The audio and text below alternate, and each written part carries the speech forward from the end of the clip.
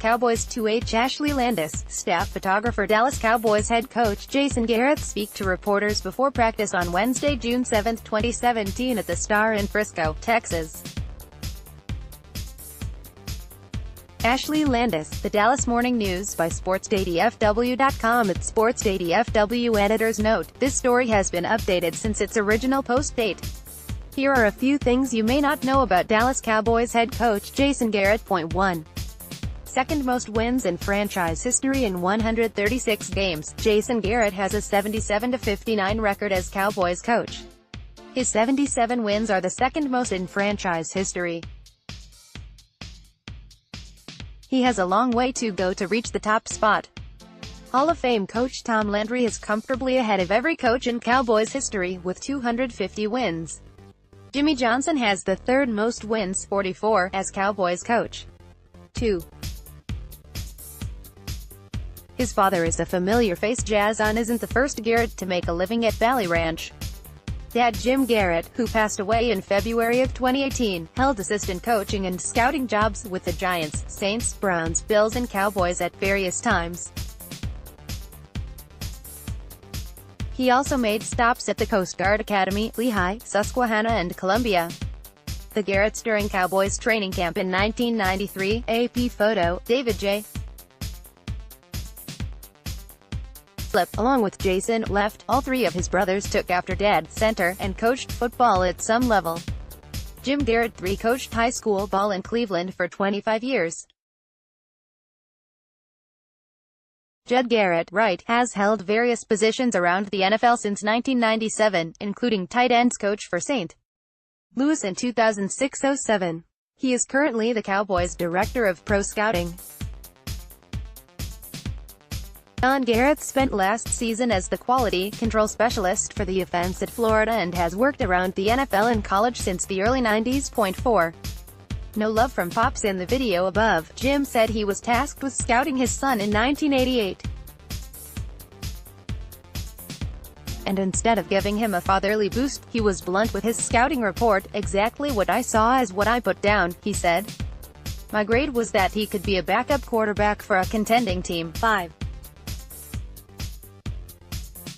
He played his college ball in the Ivy League. Garrett originally planned to play at Princeton, but instead transferred to Columbia along with his brothers after their father was hired to coach the Lions. Things didn't go well, however, as Jim was fired from Columbia after an 0-10 season, his last as a head coach anywhere after allegations of verbal and physical abuse were made. Garrett and his brothers returned to Princeton following their father's firing. In 2 seasons at quarterback for the Tigers, Garrett threw for 4,274 yards and 20 touchdowns on 366 of 550 passing. He was awarded the 1988 Asa S. Bushnell Cup for the top Ivy League Player of the Year, an award his brother Judd won the following season. Columbia got a bit of revenge on the Garrett family in 1988. With Jason quarterbacking and Judd at running back, the Tigers fell to the Garrett's old team 16-13. The win for Columbia was one of their most memorable ever as it snapped a 44-game losing streak that was in its second season when the Garretts were there. 6. Whiffing on high fives. Would you believe that Garrett missed those on purpose? Here's what he told 105.3 The Fan after it happened: "Sometimes with those high fives, those are big, strong, physical guys. My experience is if you hit those guys hard with high fives and low fives, sometimes they get the better of you," Garrett said. "So I think there's a way to kind of convey that enthusiasm without taking the physical punishment that actually makes some sense. Sort of." 7. He played in the World League of American Football when things didn't work out in New Orleans. Garrett looked outside the NFL for opportunities to prove he could be a value in the league. In spring of 1991, he took the starting job for the San Antonio Riders of the newly formed WLAF, which eventually became NFL Europe. Later that year, he also played for the Ottawa Rough Riders of the CFL. 8. saved Thanksgiving. Dallas Cowboys third-string quarterback Jason Garrett.1 was forced into a rare NFL start in the Thanksgiving Day game against the Green Bay Packers at Texas Stadium. Here he throws a pass to Alvin Harper, taken November 24, '94. Garrett came to Dallas in 1993 to serve as the third-string quarterback behind Troy Aikman and Bernie Kosar. He remained with the Cowboys until 1999, serving as Troy Aikman's primary backup in his final 2 seasons. His most memorable moment came in 1994 when he started for the Cowboys on Thanksgiving and led a dramatic second-half comeback. Garrett threw for 311 yards and 2 touchdowns on 15 of 26 passing to help the Cowboys beat Green Bay 42-31. He started 7 more games for the Cowboys, 5 of which came in 1998, and finished his career in Dallas with a 6-3 record. He left Dallas for a rival. December 17, Troy Aikman chats with Jason Garrett before the start of the Cowboys-Giants game.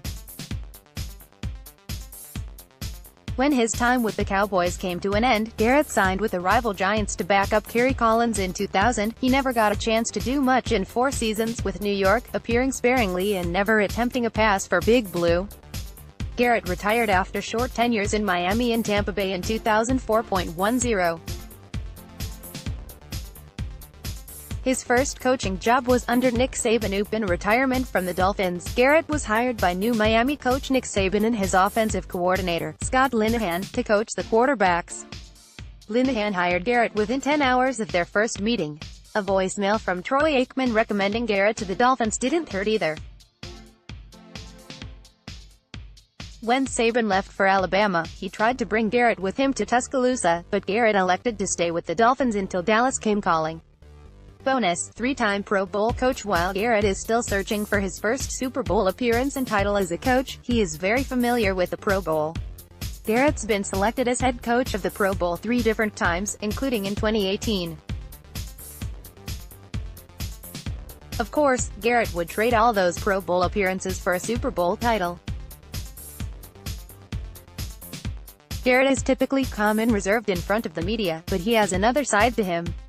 All or Nothing, The Dallas Cowboys, a Prime original series produced by NFL Films, showed Garrett in a different light. From Sports Day's Kate Heropoulos, addressing the team at the start of the season, the head coach tells his players and staff they have everything they need for the 2017 season. The most successful people in life, they have an edge, he says. They have a expletive you attitude. If you don't have an edge, you can't compete at the highest level, period.